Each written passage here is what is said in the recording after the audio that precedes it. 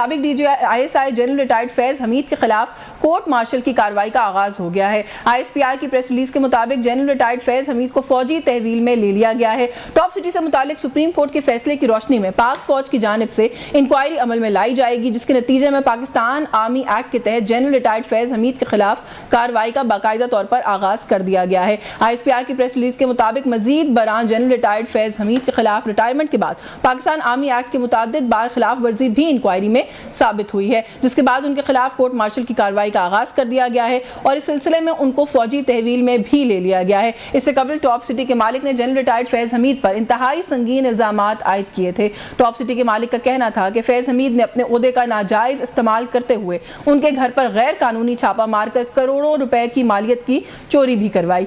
اس کے علاوہ top city پر قبضہ جمانے کے لیے بھی فیض حمید کی جانب سے ان پر دباؤ ڈالا گیا تھا۔ یہ ایک بہت بڑی بہت امپورٹنٹ خبر ہے آج کے دن کے حوالے سے بات کریں، کیونکہ جنرل ریٹائرڈ فیض حمید ایک بہت امپورٹنٹ، ایک بہت طاقتور جو ہے وہ جنرل تھے اور ظاہر ہے ISI کے سربراہ بھی تھے۔ جی یہ بہت اہم سٹوری، ڈیولپنگ سٹوری ہے، اس پہ بات کرتے ہیں۔ ہمارے ساتھ موجود ہے دفاعی تجزیہ کار بریگیڈیئر ریٹائرڈ فاروق حمید صاحب، بہت شکریہ سر آپ کا، آپ کے وقت کے لیے۔ سر ایک بہت ہی بڑی خبر، سابق DGI ہیں لیفٹیننٹ جنرل ریٹائرڈ فیض حمید، ان کے خلاف آرمی ایکٹ کے تحت تعدیبی کارروائی کا آغاز کر دیا گیا ہے اور ان کو تحویل میں بھی لے لیا گیا ہے۔ سب سے پہلے سر آپ کا انیشل ریاکشن کیسے دیکھ رہے ہیں اسے؟ بسم اللہ الرحمن الرحیم، بہت شکریہ۔ دیکھیں آئی ایم ناٹ سرپرائز، کیونکہ پاکستان آرمی کی یہ روایت رہی ہے، سپاہی سے لے کے لیفٹیننٹ جنرل تک، ٹھیک ہے نا جی، وہ رینک نہیں دیکھتے ہیں، وہ دیکھتے ہیں کہ آپ کا جرم کیا ہے یا آپ کے خلاف کارروائی کیسے کیا کرنی ہے قانون کے آرمی ایکٹ کے مطابق۔ تو یہ تو کچھ تھوڑا سا نظر آ رہا تھا کہ سپریم کورٹ نے وہ ٹاپ سٹی کیس میں اپنے اختیارات کا ناجائز استعمال جو ہے جنرل فیض حمید کے بارے میں انکوائری کریں، اور انکوائری میں جب وہ آ گیا ہے کہ جناب کچھ ثبوت سامنے آ گئے ہیں تو پھر نیکسٹ اسٹیپ تو یہی ہوتا ہے، چاہے آپ جو بھی آپ کا رینک ہو، کہ پھر آپ کو کورٹ مارشل ہوگا، اور خاص کر اگر آپ سینئر آدمی ہیں۔ سر لیکن بات خالی رینک کی نہیں ہے نا، DG رہے ISI کے، بڑی امپورٹنٹ پوزیشن اور پوسٹنگ اس لیول کے اوپر سر، اس سے پہلے کوئی پریسیڈنٹ کوئی ایگزامپل ہے ہمارے پاس؟ دیکھیں ہاں، آپ کی بائی تو کچھ کوشچن میں بھی سوچ رہا تھا، مجھے دیکھیں دو کیسز مجھے یاد ہے۔ ایک اگر آپ کو یاد ہو 12 اکتوبر 1999 کو جو ملٹری ٹیک اوور ہوا تھا، تو بے شک ان کو پروموٹ تو کر دیا تھا اپنا نواز شریف صاحب نے، لیفٹیننٹ ضیاء الدین جو اس وقت DGI تھے، لیکن بھارت جیت کو اس کو ایکسیپٹ نہیں کیا، پھر ٹیک اوور ہو گیا کاؤنٹر کو ہوا جنرل مشرف کا، تو پھر ہم جنرل ضیاء الدین کو کسٹڈی میں لیا اور کافی عرصہ وہ فوج کی کسٹڈی میں رہے، اور بعد میں اینڈ ریزلٹ یہ ہوا تو ان کا رینک بھی چلا گیا اور وہ فوج سے ان کو میرا خیال ہے شاید ڈسمس کر دیا، ان کے جتنے بینیفٹس،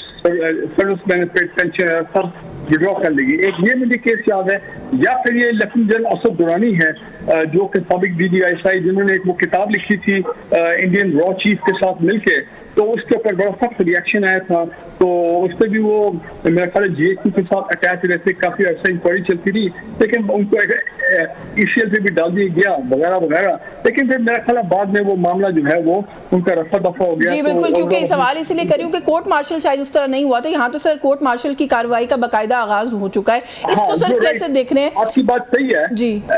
DGI کا کورٹ مارشل ہونا میں سمجھتا ہوں کہ یہ بہت ہی ایک یونیک ہے ایک کیس جو یہ ہونے جا رہا ہے۔ اور لیکن ایک میں بتا دوں کہ جنرل فیض حمید کو پورا چانس ہوگا کہ ڈیفینڈ ہمسیلف، فوج کا کورٹ مارشل کا پروسیجر بڑا ٹرانسپیرنٹ ہوتا ہے۔ بلکہ میں آپ سے ایکچولی یہ پتہ کرنا چاہ رہی تھی کہ تھوڑا سا یہ پروسیجر کے اوپر بھی بتائیے کہ ملٹری کورٹ میں ٹرائل ہوتا ہے، اوپن ٹرائل ہوتا ہے، اس کا پروسیجر کیا ہے، ان کو رائٹ ٹو کاؤنسل ملتا ہے نہیں ملتا، کس طرح سے یہ چیزیں چلتی ہیں؟ دیکھیں یہ تو میں آپ کو بتا رہا ہوں، یہ نہیں ہے کہ وہ کوئی پبلک ہیئرنگ ہوگی جس میں 10 میڈیا کے جرنلسٹ بیٹھے ہوں گے، ایسا تو نہیں ہے نا، یہ کوئی اینٹی ٹیررسٹ کورٹ تو نہیں ہے، یا یہ کوئی سول جج کا کورٹ تو نہیں ہے، ٹھیک ہے نا جی۔ یہ ایک ظاہری بات ہے ملٹری کسٹڈی میں ہوگا، تو ملٹری انوائرمنٹس کے اندر جو ہے ملٹری اسٹیبلشمنٹ کے اپنے جو انوائرمنٹس ہیں وہاں پہ یہ کورٹ مارشل ہوگا، جو کیبنٹ ہوگا وہ بھی میرا خیال ہے کم از کم لیفٹیننٹ جنرل رینک کا افسر تو ضرور ہوگا، اس کے ساتھ اور سینئر افسر ہوں گے، اور اس کے بعد باقاعدہ ان کو ڈیفینس لائر یہ ہائر کر سکیں گے، ہو سکتا ہے وہ میرا خیال ہے سویلین ڈیفینس لائر کی بھی اجازت ہے، اور وہاں پہ جو بات چیت ہوگی وہ یہ تو نہیں ہے کہ اس کی ہر خبر آئے گی وہ اخبار میں، لیکن بھارت پروسیڈنگ ہوگی ویری ٹرانسپیرنٹ، اور جو بھی فیصلہ ہوگا it will then go to the chief of army staff for approval. اور آپ کو یہ بھی معلوم ہے کہ بیچ میں جو آرمی کی جو لا ڈائریکٹریٹ ہے جس کو ماضی میں جج ایڈوکیٹ جنرل برانچ کہا جاتا تھا، تو وہ بالکل اس کیس کو کورٹ مارشل کو جنرل کورٹ مارشل میں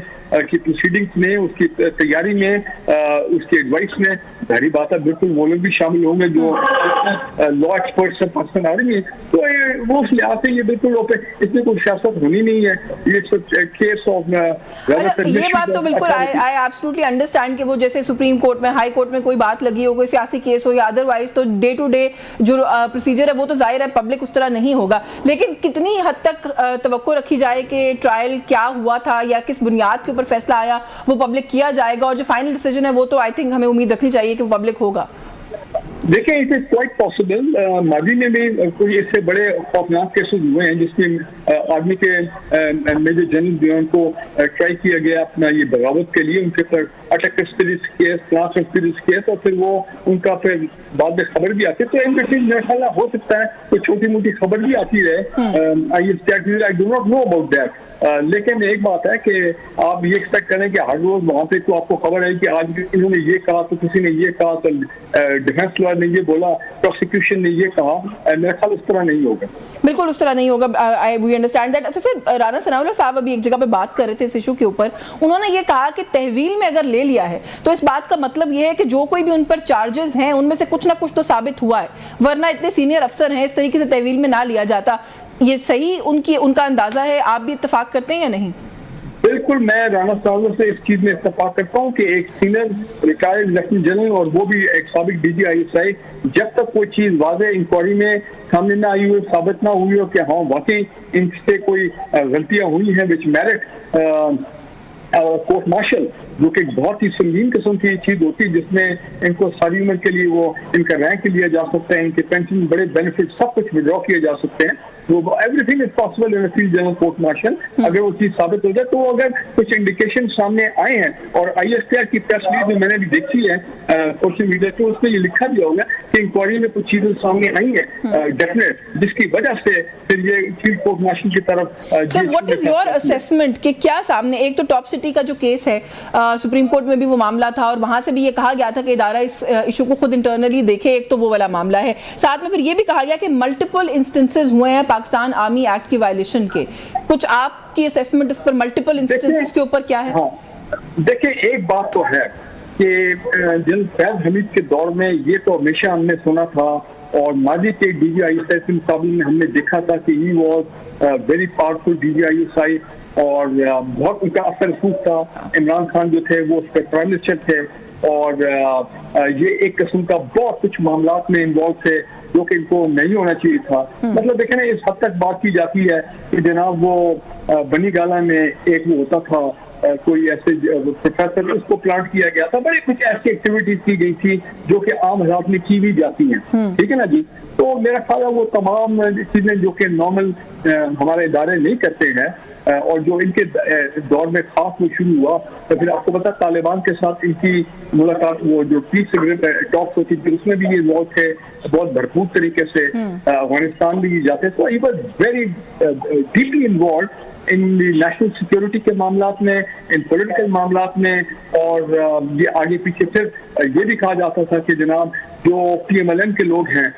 جن کے خلاف بڑے کیسز بنے تھے نیب میں، انکلوڈنگ رانا ثناء اللہ صاحب اور باقی لوگ، ٹھیک ہے نا جی، جس میں ایک وہ ڈرگ والا کیس بھی تھا، خاص کر رانا ثناء اللہ تھا، وہ بھی کہتے ہیں کہ جی انہی کے دور میں ہوا تھا، اور جو کچھ ان کے دور میں ہوا تو ظاہری بات ہے ہر چیز میں ان کی اپروول ہی ہوگی، تبھی تو کیسز بنے ہوں گے۔ تو میں جنرل بات کر رہا ہوں، یہ ویری پاورفل پرسن، اب اگر انہوں نے اپنی اتھارٹی کو مس یوز کیا ہے تو وہ ہے تو غلط، نہ کیونکہ ساری بدنامی پھر فوج کے اوپر آتی ہے۔ بالکل ٹھیک ہے سر، بہت شکریہ آپ کا۔ بریگیڈیئر ریٹائرڈ فاروق حمید صاحب ہمارے ساتھ ناظرین موجود تھے، جیسے کہ انہوں نے کہا اور درست کہا کہ بہت ایک powerful D G I S I, ان کا بڑا ایک امپورٹنٹ کردار، یہ بڑے ایکٹیو بھی رہے بہت سارے معاملات کے اندر، شاید کچھ ایسے معاملات کے اندر بھی جن پر اس وقت بھی تنقید ہوتی تھی کہ ان کا ایکٹیو ہونا یا ان کا کردار نہیں بنتا، تو یہ ایک بڑی امپورٹنٹ خبر ہے، آج کے دن کی ایک بہت بڑی خبر ہے، ڈی جی آئی ایس آئی کے لیول کے اوپر کورٹ مارشل کی کارروائی کا آغاز ہونا اور پھر تحویل میں بھی لے لیا جانا ایک سابق سینئر افسر کو۔ تو دیکھتے ہیں کہ یہ سٹوری، یہ معاملہ کہاں تک جاتا ہے، جیسے کہ ابھی بریگیڈیئر صاحب نے بھی کہا کہ شاید ڈے ٹو ڈے بیسس کے اوپر اس پر اپڈیٹ نہ آئے، لیکن پھر بھی اب بہت سی نظریں اس معاملے کے اوپر ہوں گی کہ یہاں سے کیا خبر آتی ہے۔